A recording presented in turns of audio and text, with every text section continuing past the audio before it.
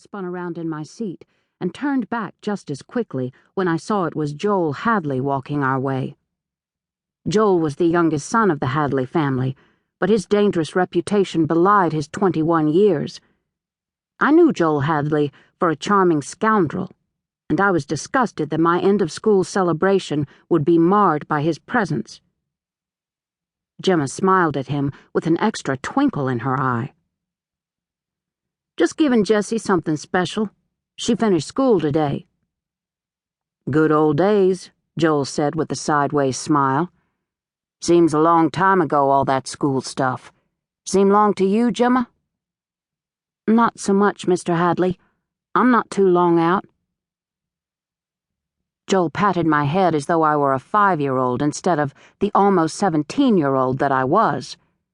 I sat up a bit straighter.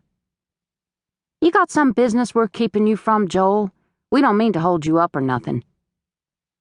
Gemma glared at me so quickly that I barely noticed it between the dumb smiles she kept giving that boy, but I knew it was there all the same. "Well now, I was just taking a break from my work. I came on over for some cigarettes, and lo and behold, I got an extra treat seeing such pretty faces." Charm oozed from his pores far too easily to be natural, and I couldn't believe for the life of me that my wise Gemma could be taken in by such nonsense. I fingered my straw and avoided looking at either of them. "Guess you'd better get back to the bank then. Seeing how it's your daddy's bank and all, we best not keep you from your work." Joel eyed me for a minute, slowly rolling a toothpick back and forth in his mouth. After several seconds, I met that gaze with a forthright one of my own.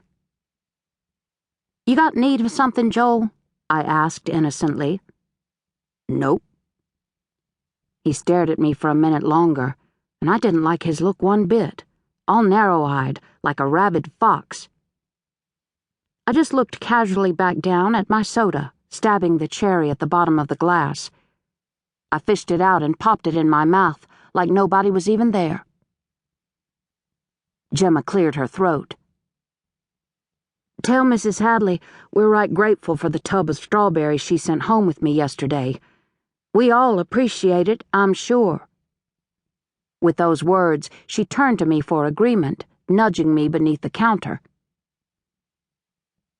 As it was, I knew nothing about a tub of strawberries, so I shrugged and said, "S'pose we are. I ain't tried one yet to tell." I could see by Gemma's face that she thought me rude and undignified, but I was of no mind to give notice to men who put on faces that didn't match their insides. Pretty pictures were all well and good, but if there wasn't a good story behind the picture, it meant nothing. And that's what I thought the whole lot of Hadleys were. Just pretty pictures with no meanings. Joel finally took his eyes off me to reply to Gemma, but his manner toward me remained charmingly hostile, and I was surprised that Gemma didn't notice the coldness he showed me. Or maybe she did, I thought, and she just didn't care. No matter what she thought, she was now giving all her attention to Joel. He tipped his hat at her and smiled. "Plants are full this year. Don't see any need in letting them rot." Gemma nodded in reply, her docile mood making me doubt her true identity. The Gemma Teague I knew didn't get flutters over men and strike fancy poses like she was doing now. "Well," Joel said, "best get going. Time and money wait for no man." He tipped his hat at Gemma again, flashed me a wry sort of grin, and walked off to buy his cigarettes, leaving us to sit in a moment of tense silence. It was only after Gemma had stirred her soda for about a minute that she looked up at me with chagrin and said, "Jessie, what'd you have to go and do that for?"